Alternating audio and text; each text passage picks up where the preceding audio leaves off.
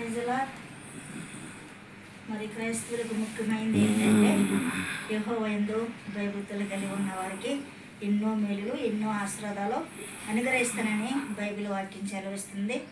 కాబట్టి ప్రతి క్రైస్తవులకి యెహోవా యందు భయభక్తులు కలిగి ఉండుట ఎంతో ముఖ్యము.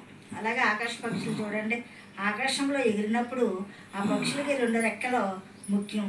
కాబట్టి మనము కూడా యెహోవా యందు మరి భయభక్తులు కలిగి ఉంటే మనకు కావలసినటువంటి మేలులు అక్కర్లో అసలు తీరుస్తాడు. చూడండి, మనమైతే మనకి ఇష్టమైన వాళ్ళ కొరకు మనము శ్రేష్టమైనది దాసి ఉంచుతాం వాళ్ళకి ఇవ్వాలని.